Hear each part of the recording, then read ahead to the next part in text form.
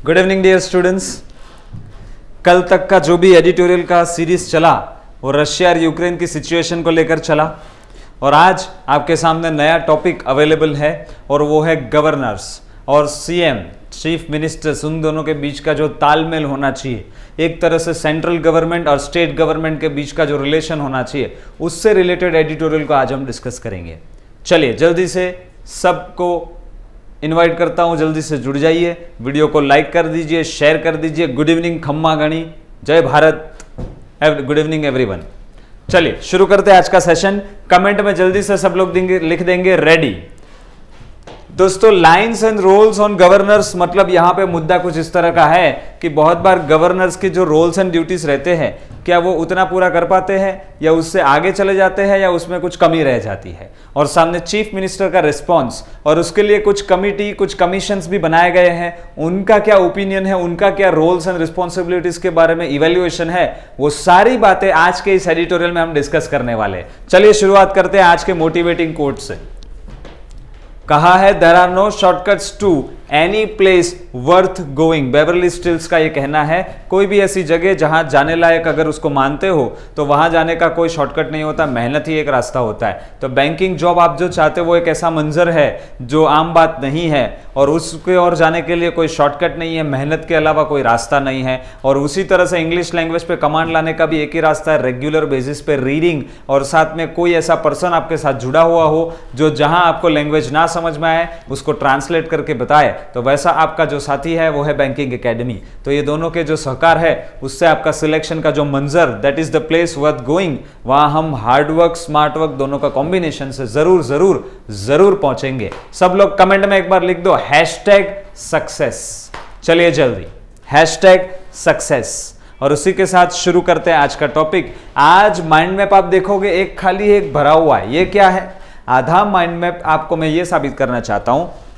बहुत बार हम जब आरसी पढ़ रहे होते हैं ना, तो स्टूडेंट्स को लगता है कि यार आरसी पूरा पढ़ के सॉरी पूरा माइंड मैप बनाना होगा क्या? नहीं, ऐसा नहीं होता है। अगर पहला 2 पैराग्राफ का माइंड मैप आपने अच्छे से समझ लिया, क्रैक कर लिया, तो बहुत बार बाकी का आधा पैराग्राफ पढ़ के भी आपको समझ में आ जाता है, उसमें कोई माइंड मैप की जरूरत नहीं पड़ती है। तो आज एक ऐसा एडिटोरियल मुझे दिखा जिसमें अगर फर्स्ट पेज का माइंड मैप में अच्छे से बना लूं तो सेकंड को बिना बनाए, बिना पढ़े, मतलब बिना उसका इवैल्यूएशन माइंड मैप के जरिए करे, आपको वो टॉपिक समझ में आ जाएगा। तो चलिए उस ट्रायल की ओर बढ़ते हैं। जी हाँ, हैशटैग सक्सेस सब स्टूडेंट्स ने लिख दिया है। जिन्होंने हैशटैग लिखा लाइक भी कर दे, एक बार लाइक करना बाकी है तो ठोको लाइक। चलिए कमेंट करते जाइए और शुरुआत करते हैं टॉपिक को समझने की। राजभवन एक तरफ है और इलेक्टेड स्टेट के जो गवर्नमेंट, स्टेट गवर्नमेंट के जो इलेक्टेड रिप्रेजेंटेटिव्स होते हैं, मतलब राजभवन आया तो गवर्नर्स आए और यहां पे चीफ मिनिस्टर्स आए, उनका जब कन्फ्रंटेशन होते रहता है, आमना सामना, बहुत बार मुठभेड़ हो जाती है, बोलना बालना हो जाता है बहुत बार, ठीक है, बहुत बार क्या पता बाल भी खींच लेते हैं एक दूसरे के, ठीक है, तो वो बड़ी ही फ्रीक्वेंट चीज है, वो रेगुलर बेसिस पे होते रहता है। और तब ऑनस मतलब जिम्मेदारी, दायित्व, उत्तरदायित्व किसके ऊपर आ जाता है? ऐसा लगता है कि चीफ मिनिस्टर के ऊपर आ जाता है वो दायित्व कि वो अवॉइड करे, मतलब अवॉइड करे जो कॉन्स्टिट्यूशनल क्राइसिस आ चुका है, जो संविधान में 2 लोग मिलकर काम करने चाहिए उनके बीच में दिक्कत आ चुकी है, समस्या आ चुकी है, क्राइसिस आ चुका है, और उसको निपटाने की जिम्मेदारी ऐसा लगता है कि वो ऑनस, वो दायित्व किसके ऊपर है? चीफ मिनिस्टर्स के ऊपर है, गवर्नर के ऊपर नहीं है, राज्यपाल के ऊपर नहीं है, ऐसा लगने लग जाता है। और जो यहाँ पी विजयन जो है पर्सन है, जो सीएम है, चीफ मिनिस्टर है कहाँ के? केरला के, दिखा कि वो ट्राई कर रहे थे to buy peace. Buy peace मतलब शांति मंत्रणा साबित करने की कोशिश कर रहे थे कि चलो भाई शांत हो जाए, मुद्दा सॉल्व कर ले।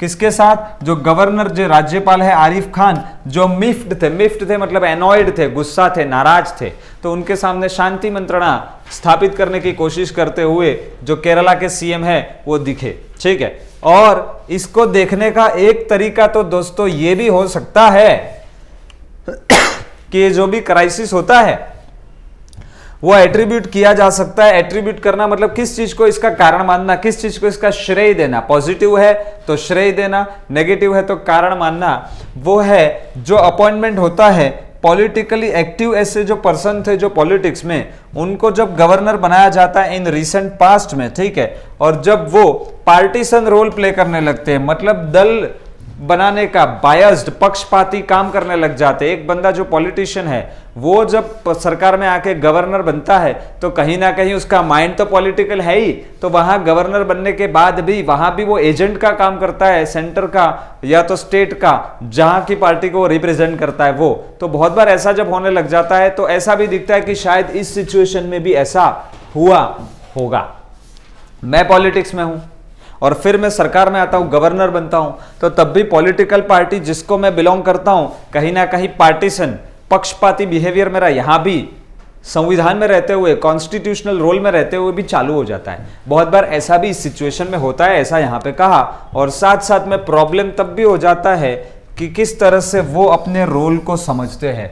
क्या वो एज अ गवर्नर अपना रोल समझते हैं या एज अ पॉलिटिकल माइंड जो होना चाहिए वो सोचते रहते हैं। उस कारण से भी बहुत बार प्रॉब्लम वहां उठ खड़ी होती है। दोस्तों, यहां तक का सिचुएशन अगर आपको समझ में आया तो आप मान के चलिए आज का एडिटोरियल आपको समझ में आ चुका है। अब मैंने सिर्फ ट्रांसलेट करने की देरी है, इसलिए इधर आते ही मैं आपको कह रहा हूं कि अगर यहां तक का सिचुएशन समझ में आ चुका है, जल्दी से कमेंट में लिख दीजिए क्लियर, ठीक है। और इसी के साथ आगे बढ़ता हूं। और कुछ गवर्नर्स ऐसे भी होते हैं जो डिस्क्रेशनरी स्पेस का इस्तेमाल करते रखते हैं। डिस्क्रेशनरी का मतलब है मन मर्जी, या मेरे को लगा वैसा मैं करूंगा, बाकी कोई सुनूंगा नहीं। तो ऐसा बहुत बार हो जाता है, ये नेगेटिव बात लिखी है। चलिए, सब लोगों ने क्लियर लिखना शुरू कर दिया है। और बहुत बार ऐसा होता है कि आपकी कोई कमेंट बहुत ऊपर चली गई और आपने कुछ डाउट पूछा और मैंने ना पढ़ा, ऐसा रेयरली होता है। तो उसके लिए दिक्कत नहीं करने का। आप सारे वही स्टूडेंट्स हो जो ऑफलाइन में हमें मिलते रहते हो, तो एक आध पॉइंट कभी आपका मैं एड्रेस ना कर पाया हूं कमेंट में तो दुखी नहीं होने का। पहला तो एक रोटी ज्यादा खा लेने का और फिर मेरे को एक बार अलग से मिल लेने का। और अगर वो नहीं मिल पाते हो तो सबसे अच्छा क्या करने का, जो क्वेश्चन आपका मैंने कमेंट में नहीं पढ़ पाया, किसी भी कारण से नहीं देख पाया, तो जैसे ही वीडियो खत्म हो ना ऑफलाइन में वो कमेंट कर दो ना, तो वहां हमारी टीम देख लेगी और वहां से जो हमारे लिए मैसेज होगा हम तक पहुंचा देती है और हम आपका सॉल्यूशन वापस कर भी देते होते। ठीक है, ओके भी लिख दो एक बार। चलो बढ़ते हैं आगे। तो वो लोग रेजिम मतलब अपना जो एक शासन, जो सिस्टम बना दिया ना, उसको कैसा कर देते हैं, ऑन टेंटर हुक्स। दोस्तों, कपड़े लटकाने के लिए जो हुक आता है ना, उसे टेंटर हुक भी कहा जाता है। ठीक है, तो एक तरह से कंफ्यूजिंग स्टेट में लटकता हुआ छोड़ देना प्रॉब्लम को, और अपनी सिस्टम को भी ऐसा बना देते हैं, उसे कहते हैं ऑन टेंटर हुक्स। ठीक है, तो in a confusing state, in a mysterious state, ऐसी सिचुएशन में लाके छोड़ देते हैं। आगे बढ़ते बहुत बार एक्स्ट्रा ऑर्डिनरी सिचुएशंस भी क्रिएट हो जाती है जिसमें जो गवर्नर्स होते हैं ना, वो एक्ट नहीं करते, एक्ट अपॉन मतलब जैसा बोला वैसा नहीं करते। क्या, अगर किसी ने रिक्वेस्ट डाला कि भाई क्लेमेंसी दिया जाए किसी पर्सन को, मतलब दया, थोड़ी काइंडनेस, थोड़ी सी ह्यूमैनिटी दिखा के किसी बंदे के ऊपर, कोई सिचुएशन के ऊपर थोड़ा दया भाव रख के उस हिसाब से डिसीजन लिया जाए, उसे कहते हैं क्लेमेंसी, तो वो नहीं मानते हैं। या एसेंट, किसी बिल को अप्रूवल देने के लिए रिक्वेस्ट डाली होती है, उसको भी नहीं मानते, और उसका कारण है उनका डिस्क्रेशनरी रोल। वो ऐसा रोल समझ लेते हैं कि मेरे को लगा तब मैं करूंगा, बाकी नहीं। ऐसा हो जाता है, तब प्रॉब्लम खड़ी हो जाती है। ऐसा ही एक एग्जाम्पल इस एडिटोरियल में दिया गया है, वो है तमिलनाडु का, और उस आधार पे आज पैसेज का टोन क्या है वो भी हम सोचेंगे जरूर। तो यहां तक का अगर समझ में आ चुका है, जल्दी से कमेंट में लिख दीजिए गो अहेड। और अगर नहीं भी समझ में आया, ऐसा कोई पॉइंट कभी आता है तो थोड़ा धीरज रखने का। क्यों, यही बात मैं पैराग्राफ में ट्रांसलेट करके जब समझाने वाला होता हूं, तो तब आपको यहां कोई पॉइंट नहीं भी समझ में आया पॉलिटिकल, वहां वो समझ में आ ही जाता है। चलिए जल्दी कमेंट में लिख दीजिए गो अहेड। मैं पानी पी लेता हूं तब तक, चलो फटाफट।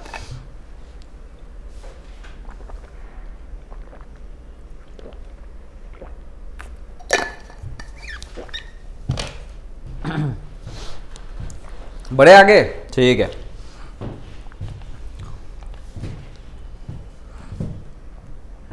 चलो आगे बढ़ने से पहले एक अनाउंसमेंट याद आई, बता देता हूं। रशिया यूक्रेन सिचुएशन को ध्यान में रखते हुए जितने भी एडिटोरियल हमने डिस्कस किए हैं इस संडे की टेस्ट में, उन्हीं सिचुएशन के आधार पे आपको वोकैब्स पूछे जाएंगे। तो इस बार जो भी स्टूडेंट्स एग्जाम के लिए सिंसियर हैं और पूरा एफर्ट्स दे रहे हैं, उनसे खास नम्र विनती है कि वो लोग क्या करें, सबसे पहले वही एडिटोरियल जो यूक्रेन और रशिया की सिचुएशन के थे उसके वोकैब पढ़ ले, वहीं से क्वेश्चंस डाले जाएंगे। ठीक है, चलिए बढ़ते हैं आगे। लाइन्स एंड रोल्स जो होता है गवर्नर्स का, उसके ऊपर बात है। टाइम में हैव कम, समय शायद आ चुका हो, ऐसा लग रहा है कि जिसमें क्लैरिफाई किया जाए, साफ किया जाए कि रोल और फंक्शन कौन कौन से होते हैं गवर्नर के, वो बता दिया जाए। ऐसा तभी जरूरत पड़ेगी ना जब गवर्नर ज्यादा रोल निभाने लग गया हो या तो बहुत कम रोल निभाता हो। दोनों केस में जो चलना चाहिए रास्ते पे वो नहीं चल रहा हो, तभी ऐसी सिचुएशन आप खड़ी होती है। ठीक है। तो साइंस ऑफ कन्फ्रंटेशन, एक तरह का फेस ऑफ हो जाना, एक दूसरे के आमने सामने हो जाना, ठीक है, between Raj Bhavan and elected government in the state. ठीक है, तो जो चीफ मिनिस्टर्स होते हैं और जो गवर्नर्स होते हैं आर नॉट इनफ्रीक्वेंट। देखो माइंड मैप बनाते समय मैंने नॉट इनफ्रीक्वेंट का क्या लिख दिया था, फ्रीक्वेंट। तो बहुत बार ऐसा आप पढ़ पाना चाहिए। अगर मैं कहूं देयर इज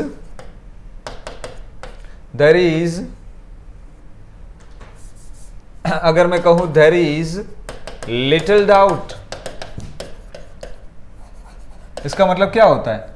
इसका मतलब होता है 100% श्योरिटी। समझ में आया? क्योंकि लिटिल डाउट का मतलब ऑलमोस्ट जीरो डाउट, तो श्योरिटी कैसी? 100%। तो रिवर्स वे में भी आप उसको इंटरप्रेट कर पाने चाहिए। ठीक है, चलिए आगे बढ़ते हैं।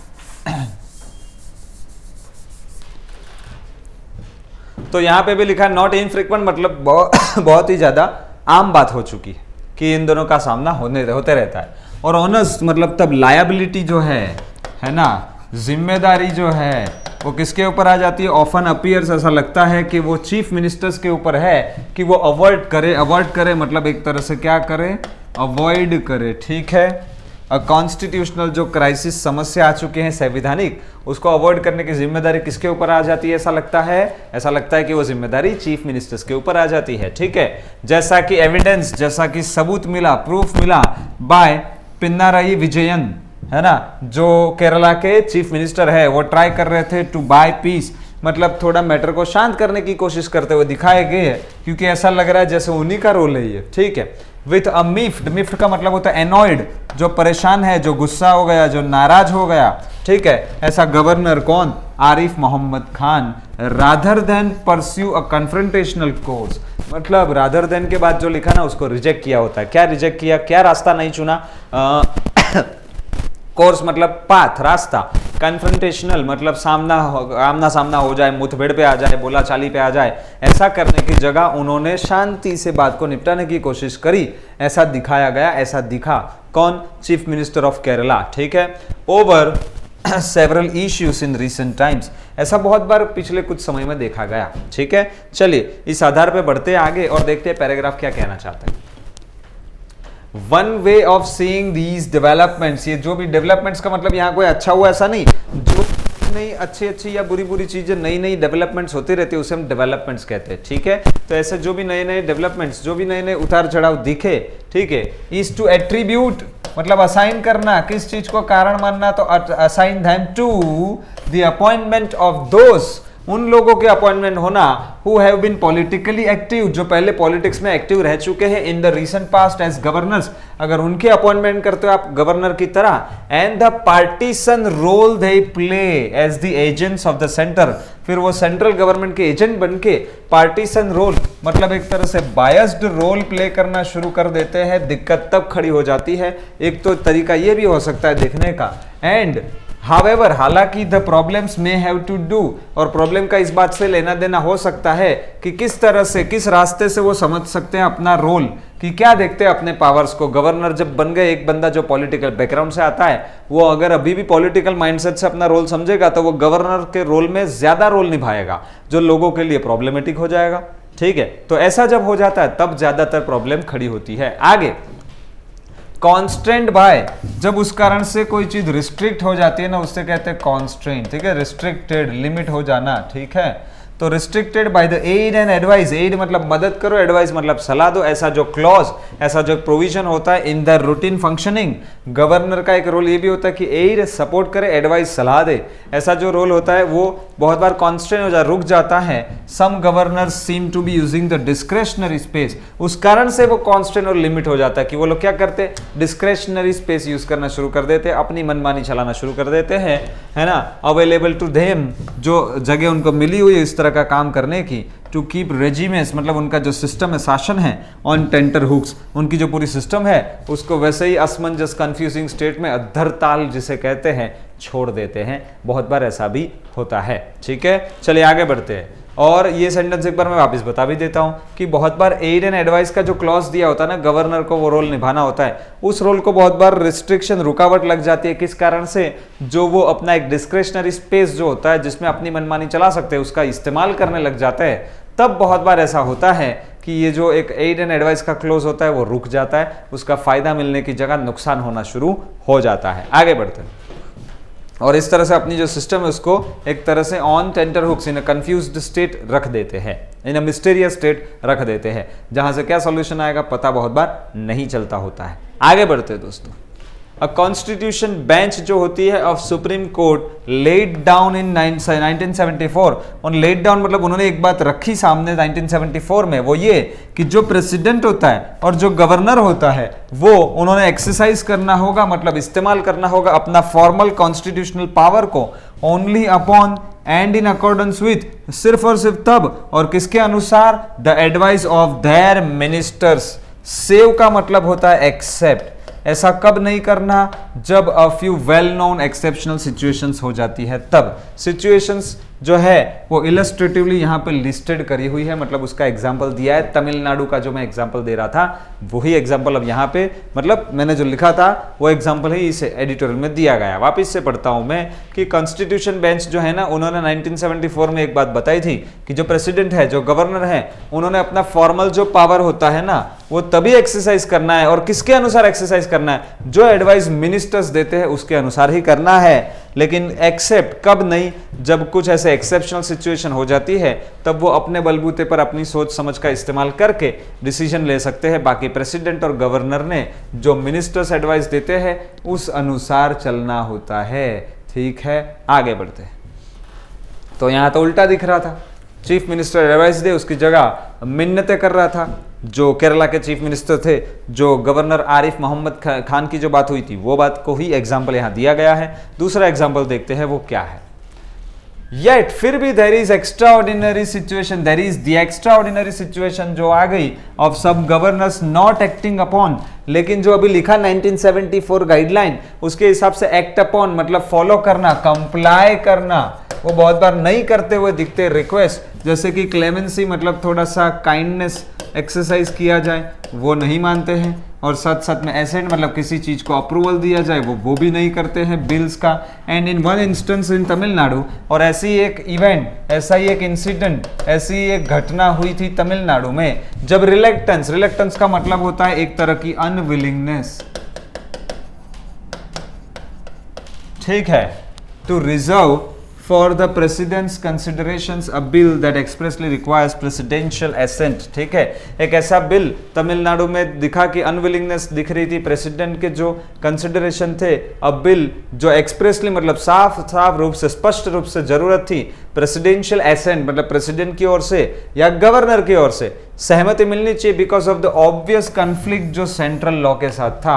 और इस केस में यहाँ पे अनविलिंगनेस दिखाई गई थी। जो आपको काम करना था एक्चुअली प्रेसिडेंशियल एसेंट की जरूरत थी, वहां आपने वो एसेंट, वो सहमति दी नहीं, और मैटर को उस कारण से रुकना पड़ा, डिस्टर्ब होती रही वो मैटर। और ये मैटर ऐसा था कि कोई एक कॉन्फ्लिक्ट था जो सेंट्रल गवर्नमेंट का जो लॉ होता है उससे कुछ अलग ओपिनियन होगा, तब ये सिचुएशन हुई थी। दोस्तों यहाँ तक का कंप्लीटली क्लियर है? कमेंट में जल्दी से अगर लिख दीजिए क्लियर है तो। नेक्स्ट, और बढ़ते हैं नेक्स्ट टॉपिक की ओर, और उसमें मच ऑफ द कॉन्फ्लिक्ट कहाँ होता है वो भी अब हम देखेंगे। ठीक है, चलिए जल्दी से कमेंट में लिख देंगे नेक्स्ट।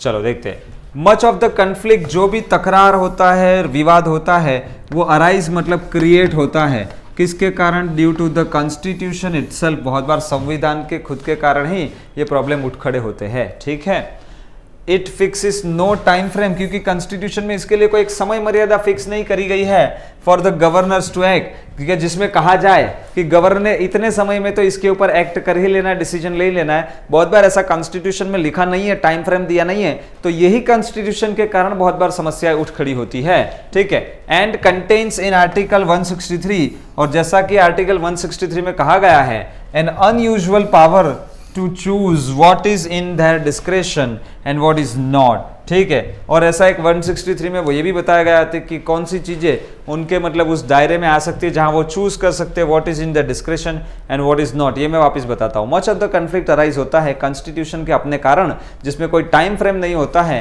कि कब ये चीज आपको डिसीजन ले लेना है। And contains an unusual power, और बहुत बार एक अनयूजुअल सा पावर भी जो है 163 में दे दिया है कि आप चूज कर सकते हो अकॉर्डिंग टू आपके डिस्क्रेशन, आपको लगा वो एंड जो आपको नहीं लगा वो। With the courts being barred, और उसमें कोर्ट को प्रोहिबिट किया गया है from inquiring into whether any advice and if so what advice was given, कि आप क्या एडवाइस दी गई थी और दी भी गई थी कि नहीं, वो चेक नहीं कर सकते हो। मतलब यहाँ पे एक खुली छूट मिल जाती है गवर्नर को, समय जितना वो लेना चाहे ले सकता है और अपना डिस्क्रिशनरी पावर भी यूज कर सकता है। तो ये एक कॉन्स्टिट्यूशन में जो आर्टिकल 163 है उसमें ऐसा बोला गया है कि कहीं ना कहीं गवर्नर जो है अपने डिस्क्रेशन पे, अपनी एक समझ के आधार पे भी कोई चीज़ को डिसाइड कर सकता है और उसके लिए कोई समय मर्यादा नहीं दी। इस कारण से भी बोला गया है कि कॉन्स्टिट्यूशन के कारण ही बहुत बार कन्फ्लिक्ट क्रिएट होता है। बड़ी मतलब इंपॉर्टेंट बात जो है वो यहाँ से दिखी कि कॉन्स्टिट्यूशन खुद बहुत बार कॉम्प्लेक्स है, तो एक तरह से उसको भी सॉल्व करने की आवश्यकता यहाँ पे है। आगे बढ़ते द साकरिया सरकारिया कमीशन जो है, जो 1983 में सेंट्रल गवर्नमेंट के द्वारा बनाया गया था, एस्टेब्लिश किया गया था दोस्तों। इसका पर्पस है सेंट्रल गवर्नमेंट स्टेट गवर्नमेंट के बीच के रिलेशन कैसे है उसका एग्जामिन करना और उससे रिलेटेड कोई सजेशन देते रहना। ये ऐसा हुआ सास बहू के बीच में जब दिक्कतें आए तो कोई थर्ड पार्टी को रखा, ठीक है, और वो सास बहू के रिलेशन में कहाँ दिक्कत आ रही है उसका सॉल्यूशन सजेशन देती रहे। ऐसी ही एक जो कमीशन या कमिटी है वो बनाई गई थी 1983 में सेंट्रल गवर्नमेंट के द्वारा, सरकारिया कमीशन, ठीक है, on centre state relations recommended. वो कमिटी ने यहां सलाह दी थी, क्या सलाह दी थी कि no change in the scheme, कि ये जो सिस्टम कॉन्स्टिट्यूशन में बनी हुई है डिस्क्रेशनरी पावर की, वो उसमें कोई से चेंज मत करो, but it is time it is revisited. और तब ऐसा बोला गया था, लेकिन अब लग रहा है कि उसको रिविजिट किया जाए, मतलब उसका पुनः मूल्यांकन किया जाए और उस सजेशन को चेंज किया जाए, ऐसा भी लग रहा है। और उसी के आधार पर 2007 में और एक कमिटी और एक कमीशन है जो बनाया गया था, उसकी डिटेल आगे आएगी, तब हम डिस्कस भी करेंगे। चलिए बढ़ते हैं आगे। While as the linchpin का मतलब होता है मेन पार्ट या रोल प्लेयर, ठीक है, कोर जिसे कहते हैं ना, ऑफ द कॉन्स्टिट्यूशनल apparatus का मतलब होता है पूरा एक सिस्टम, पूरा एक स्ट्रक्चर, उसके मुख्य हिस्से के तौर पे गवर्नर्स। तो लिंचपिन किसको कहा गया है? गवर्नर्स को कहा गया है। जो लिंचपिन है, जो मुख्य रोल प्लेयर है, इंडीड हैव अ ड्यूटी, उनकी वास्तविकता में एक जिम्मेदारी है, ड्यूटी है कि वो डिफेंड करे, संरक्षण करे, रक्षण करे कॉन्स्टिट्यूशन का, एंड एनकरेज करे, प्रोत्साहन दे और सावधानी बरते या सावधानी की एक तरह से चेतावनी दे इलेक्टेड रेजिमे को, मतलब चीफ मिनिस्टर्स को भी, है ना, सलाह दे। And the impression that governors are not obliged, और यहाँ ऐसा मन में एक व्याख्या बन जाना, एक ऐसी इमेज बन जाना कि गवर्नर्स ऑब्लाइज्ड नहीं है, उनका कोई दायित्व नहीं बनता है टू हीड, मतलब टू पे अटेंशन, ठीक है, ड्रॉ अटेंशन, पे अटेंशन, ध्यान देना किस चीज की ओर? Cabinet advice persist in some areas, ठीक है। ये चीज को वापस एक बार समझते हैं। वाइल लिंचपिन मतलब मुख्य रोल प्लेयर जो होता है गवर्नर के तौर पे, उनका एक ड्यूटी तो ये भी है कि वो कॉन्स्टिट्यूशन को डिफेंड करे, सामने प्रोत्साहन दे और सावधानी भी दे इलेक्टेड रेजिमे मतलब चीफ मिनिस्टर्स को। और ये कैसी इंप्रेशन है कि गवर्नर्स ऑब्लाइज्ड नहीं है to pay attention to the cabinet advice, वो लगातार बनी रहती है कुछ एरिया में, मतलब ऐसी इंप्रेशन बन चुकी है कि यहाँ पे आप मतलब ज़्यादा आपका कोई ऑब्लिगेशन नहीं बनता है कि आप हीड मतलब नोटिस करे, ध्यान दे जो भी मिनिस्टर्स एडवाइस देते उसके ऊपर, ऐसा लगता है। और ऐसा बहुत सारी जगह पे होने लग गया है। यही एक सिचुएशन दिखी थी कहाँ? तमिलनाडु में, जहां मतलब एक तरह से तमिलनाडु में भी और केरला में भी, कि केरला सीएम कैसे मिन्नतें कर रहे थे, चीफ मिनिस्टर होते हुए गवर्नर के सामने मिन्नतें कर रहे थे, जबकि यहां यह दिख रहा कि शायद गवर्नर के माइंड में ऐसी इंप्रेशन थी कि मैं ऑब्लाइज्ड नहीं हूं to pay attention to heed to your advice और योर रिक्वेस्ट, और वही सिचुएशन गलत है वो यहां पे लिखा जा रहा है। आगे बढ़ते हैं। एट ए टाइम, उस समय पे जब रीजनल पॉलिटिकल फोर्सेस जो होते, फोर्सेस मतलब अलग अलग ग्रुप, अलग अलग पार्टियां पॉलिटिकल लेवल पे आर एक्टिवली सीकिंग, वो कोशिश करते हैं कि टू बी हर्ड, कि उनको सुना जाए बाय द सेंटर, वो कोशिश करते हैं कि सेंट्रल गवर्नमेंट उनकी बात सुने, तो स्टेट गवर्नमेंट लेवल के ही कुछ ग्रुप होंगे, ठीक है। It may be time that the provisions, और ये समय आ चुका है शायद कि जो प्रोविजन है relating to the governors roles are amended, कि गवर्नर का क्या रोल है, कितने समय में डिसीजन ले लेना है, उन्होंने भी चीफ मिनिस्टर की बात को अच्छे से सुनना है और अपने ही डिस्क्रिशनरी पावर का यूज नहीं करना है, उस बात को वापिस से अमेंड किया जाए, उस रूल्स को चेंज किया जाए, ऐसा लग रहा है वो समय आ चुका है। मतलब यहाँ तलवार अभी किसके ऊपर लटक रही है, गवर्नर के ऊपर, ठीक है, सासू माँ के ऊपर। चलिए आगे बढ़ते। और आइडेंटिफाइंग एरियाज ऑफ डिस्क्रेशन, ठीक है, ऐसे एरिया जहां पे गवर्नर अपनी मर्जी ही चलाते हैं, ऐसे एरिया को आइडेंटिफाई करना। Fixing a time frame for them to act, governor के लिए समय मर्यादा तय करना, कितने समय में आपने एक्ट कर लेना है, और साथ साथ में मेकिंग एन एक्सप्लिसिट, मतलब very clear straightforward that they are obliged, या इस बात को भी साफ करना कि उनकी जिम्मेदारी बनती है, उत्तरदायित्व बनता है टू गो बाय, मतलब फॉलो करना कैबिनेट की एडवाइस को on dealing with bills can be considered. उसमें तीन चीजें, एक टाइम फ्रेम नक्की करना, दूसरा उन्होंने भी ऑब्लिगेशन रखना है, जो कैबिनेट एडवाइस देती है उसको सुनना है, चीफ मिनिस्टर उसमें आ गए, और तीसरा है कि भाई डिस्क्रेशनरी पावर जो है अपनी मनमर्जी है वो कहाँ यूज किया जाए कहाँ नहीं। ये तीन चीजों के ऊपर अभी कंसिडर करने की जरूरत है कि क्या किया जाए क्या नहीं। चलिए आगे बढ़ते। बड़ा ही अच्छा एडिटोरियल टॉपिक आज उठाया गया है, और इसमें से सेंटेंसेस का जो ट्रांसलेशन है ना, वो जब तक अच्छे से नहीं समझ में आएगा ना, आपने आज सुबह अगर पढ़ा होगा तो अभी जो 7:30 का सेशन चल रहा है उसमें वह कंफ्यूजन जो सुबह आया होगा वो क्लियर हो जाएगा। लेकिन वो उन्हीं को क्लियर होगा जिन्होंने खुद अपने बलबूते पे 1 या 2 बार उसको पढ़ा होगा। जो पढ़ते ही नहीं उनके तो दिक्कत है ही है, पढ़ते हैं उसके बाद उनको कुछ सेंटेंसेस ना समझ में आए, वो शाम के सेशन में समझ आ जाया करते हैं। तो कल का सेशन रहेगा हमारा English to English editorial discussion, ठीक है। चलिए बढ़ते आगे। और अगर बिल के संदर्भ में बात करें regarding bills, it is clear, ये बात साफ है दैट द कॉन्स्टिट्यूएंट असेंबली, जो बनी हुई पूरी असेंबली होती है, पास्ड द प्रोविजन, उन्होंने प्रोविजन पास किया था for governors to return bills for reconsideration only on the express assurance that they have no discretion at all. ये मैं वापिस बता रहा हूं क्या बिल्स के संदर्भ में बात करें तो ये बात तो साफ है कि ये जो असेंबली थी जिसने पास किया था एक प्रोविजन, कौन सा प्रोविजन, कि गवर्नर्स के लिए कि वो बिल को रिटर्न कर दे कंसिडरेशन के लिए, कि वापिस से इसको देखा जाए only on the express assurance, और वो भी तभी जब गवर्नर एक्सप्रेसली बोल के अश्योरेंस दे, भरोसा दिलाए कि that they have no discretion at all, कि ये बिल जो रिकंसिडरेशन के लिए वापस दिया है इसमें अपनी खुद की मन मर्जिया डिस्क्रेशन उन्होंने चलाया नहीं है। गवर्नर जब कोई बिल को वापस से रिकंसिडरेशन के लिए दे तब उन्होंने एक्सप्रेसली बोल के बताना भी होगा कि हमने यहां अपनी मर्जी के आधार पे कुछ भी मन मर्जिया चलाई नहीं है। ऐसा सेंटेंस एडिटोरियल में यहां पे लिखा गया है।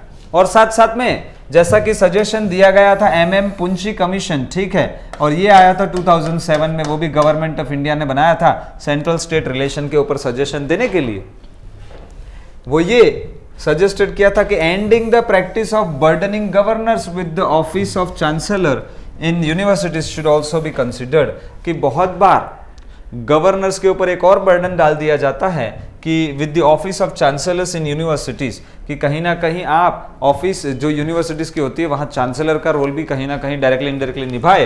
तो क्या इस प्रैक्टिस को एंड नहीं करना चाहिए, क्योंकि उनके ऊपर बहुत ज्यादा बर्डन आ जाता है, इस बात को भी कंसिडर किया जाए। वैसे भी हम पॉपुलेशन तो जोरदार तरह से बढ़ा रहे हैं ना, तो वहां अलग से एक बंदे को रखो ना, ठीक है, ये कहा जा रहा है, ठीक है। चलिए, तो आई होप ये एडिटोरियल बड़ा काम का था, बड़े अच्छे अच्छे सेंटेंसेस इसमें लिखे हुए थे, और उसको अच्छे से समझना और उसका इंटरप्रिटेशन करना और वोकैब का मीनिंग सोचना, ये बड़ा ही काम का एक एडिटोरियल आज साबित हो रहा है। बढ़ते आगे। And there are many students who are live, there are many students who are watching offline, और ऐसा करके 400-500 स्टूडेंट्स जो एवरेज वीडियो देखते रहते हैं उनका हर दिन कुछ ना कुछ नॉलेज अपडेट हो रहा है, ये तो साफ बात है, ठीक है। चलिए बढ़ते आगे। कन्फ्रंटेशन मतलब आमना सामना, तो जो क्लैश फाइट होता है, कन्फ्लिक्ट होता है, टसल होता है, स्कर्मिश एक अच्छा शब्द, कलीजन है ना, शिंडी। ठीक है, आगे बढ़ते हैं। अच्छा, ऑनर्स मतलब दायित्व, रिस्पॉन्सिबिलिटी, ड्यूटी, बर्डन, मैंचल, ऑब्लिगेशन और एल्बेट्रोस मतलब बोझ, एवर्ट मतलब टालना।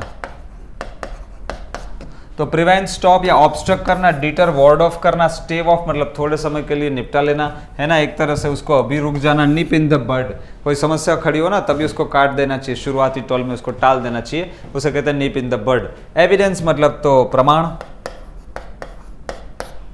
तो इंडिकेट करना, शो या रिवील करना, डिस्प्ले, मैनिफेस्ट करना एक अच्छा है, एंडोर्स या सिग्निफाई करना। मिफ्ट मतलब थोड़ा सा नाराज तो जो इरिटेटेड है, जो अपसेट है, जो रेज्ड है, एनॉयड है वो।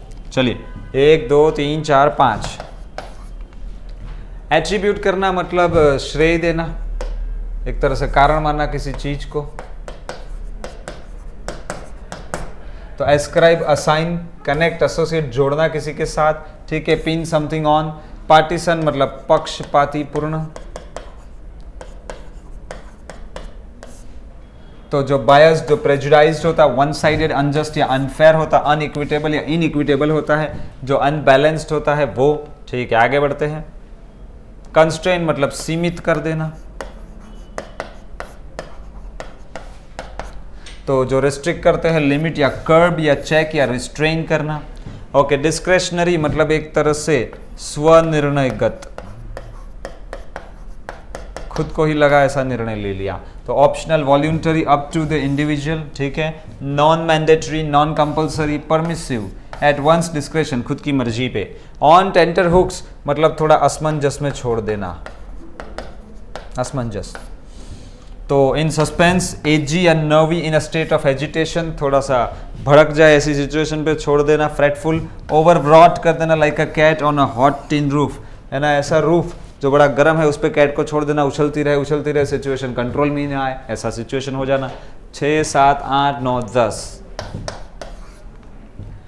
क्लेमेंसी मतलब एक तरह से दया, तो mercy, leniency, forgiveness, forbearance, compassion, pardon. ठीक है, मैग्नेनिमिटी, ग्रेस या टेंडरनेस, इंडल्जेंस। ठीक है, एसेंट मतलब एक तरह से सहमति, अप्रूवल। ठीक है, अप्रूवल, एग्रीमेंट, कंकरेंस। रिलेक्टेंस मतलब अनिच्छा, बहुत बार इच्छा नहीं होती है कि आप सुने चीफ मिनिस्टर की। ठीक है, सासू की नहीं बहू की नहीं सुनते। अनविलिंगनेस, डिसइंक्लिनेशन, हेजिटेशन, डिफिडेंस, ट्रेपिडेशन या कॉल्म्स। बार मतलब रोक, प्रतिबंध, प्रोहिबिट करना, प्रिवेंट, फॉरबिड। अच्छा, इसमें आया था ना एम्बार्गो। चलो बहुत बढ़िया, आगे। लिंचपिन जो मुख्य नायक होता है वो।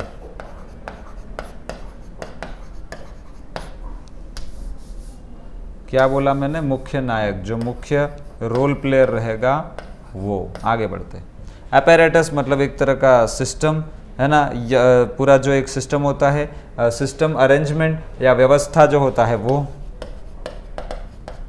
कमांड, ठीक है, chain of command, hierarchy, structure. तो 11 12 13 14 15 16 16 हो चुके हैं वोकैब्स। आगे 17 पे बढ़ते। हीर, ध्यान देना, तो pay attention, to take into account, consider. Persist, बने रहना, टिकना।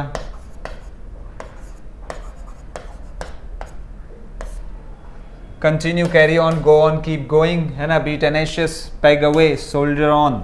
एक्सप्लिसिट मतलब सुस्पष्ट। तो definite, distinct, clear, well defined, precise, emphatic. ठीक है, एब्सोल्यूट, एग्जॉस्टिव।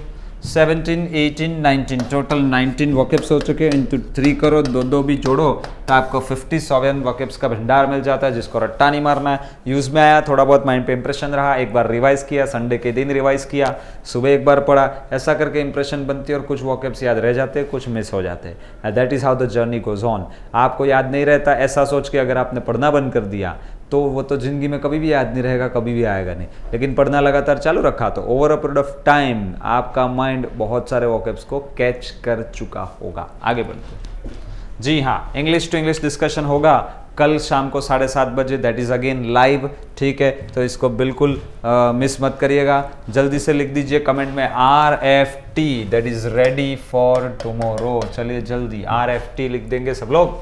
चलिए टोन ऑफ द पैसेज की ओर जाना है।